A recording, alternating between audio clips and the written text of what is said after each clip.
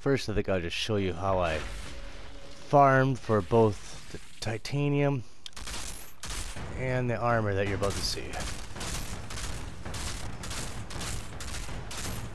This is tier 15, just to show you.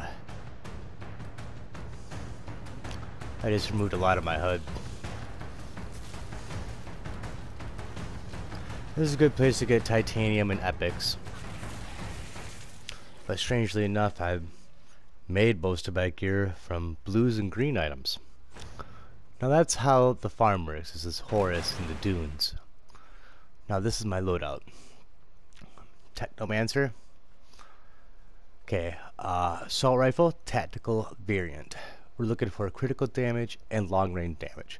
For almost everything that we have, it's going to be critical or firepower boost and long range damage.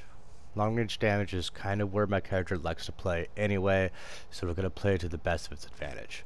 I'm using Killing Spree, which comes with the Amber Vault, legendary, one of the best damaging perks you could put on a gun. And Gravedigger's Frenzy, because I like shooting people in the head anyway. If I get extra crit damage, then that is great.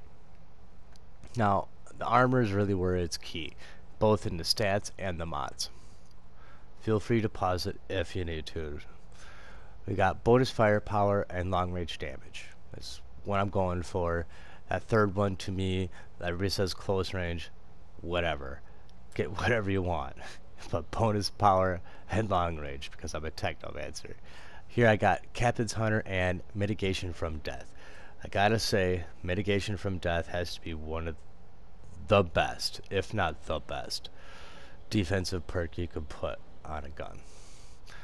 Captain Hunter is a good damage perk, 25% to elites. You're gonna see a trend here: bonus firepower, long range damage on all my armor. I'm only level 46. We've been having this inventory wipe thing. I've been taking a break. I haven't been doing any expeditions or finding fire teams or any of that stuff until this game gets patched. But here I go. I got critical stack, another damage racking. I hit people in the head anyway. And damage absorber, another one of the greatest defensive perks you could put on. Damage absorber and mitigation from death together is a god roll combo. Now, again, bonus firepower, long range damage. I also got close range on this one. We got Sharp Eye, one of the greatest damaging perks you could have, and Dum Dum Bullets, because I was trying to find passive damaging perks that were always there. Bonus firepower, long range damage, Bloodlust, like downgraded version of Sharp Eye.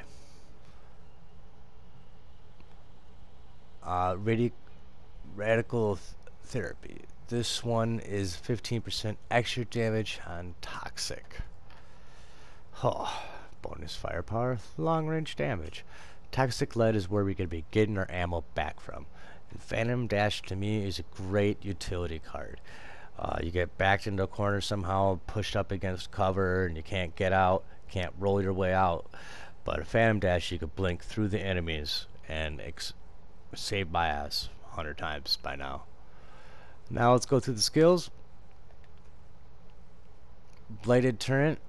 This is going to be used to proc your class tree ability. Every 10 seconds you're going to get a 40% damage boost. So even if your Blighted Turret isn't gone, it's okay. Cast another one to get the damage boost. It also synergizes with the Toxic Lead, because if you kill enemies that are affected with Toxic, it refills 40% of your magazine. Bladed Rounds, this is where bread and butter. This is your main spammable. The key here is, though, you gotta be precise. That's why I think the burst variant is probably the best here if you're not using a rifle itself. We're gonna be able to keep that forever if we use our Toxic Lead and we shoot people in the face. Fixing Wave, because I like to be a little bit more utility. A lot of people are rocking the Cold Snap because It's great for solo playing, but fixed wave is actually pretty good for your team. It's nice to have a teammate that you can lean on in case you're in a pickle to give you a little bit of health. And if I could be that guy, you'll be welcome in more parties. This is my class tree setup. Again, a techno match is really just like the vampire of the whole game. Every bit of damage you do, you're getting life back. Now, go through this one by one. So you're going to notice a trend. A lot of just add to damage. Weapon damage up by 8. Leech up by 5. Armor piercing up by 10. Critical damage by 15. Now toxic will affect vulnerable. Vulnerable will make you do just a little bit more damage, and then it's make vulnerable just a little bit more effective by marked for execution. Now since we're doing that long range, we're going to want to bring that in as close as we can. So if I could drop it by 3 meters, it's a good call. Weapon damage up by 8. I had an extra slot, so I went to blur screen. It's really just a personal preference where you want to spend your last point. I spent it on the little extra health regeneration, so I can have about 50% of my health. Toxic will increase your damage by 10%. We'll bring in that range another 3 meters, total of 6 meters. We're gonna increase my damage by 8% and by 20%, and then by 12%. So effectively, these three by themselves is 40% extra damage. Armor piercing again, another 10%. Now this is like Squirt's necklace, as it were. You're gonna do more damage, but you're gonna take more damage. So definitely tweak it.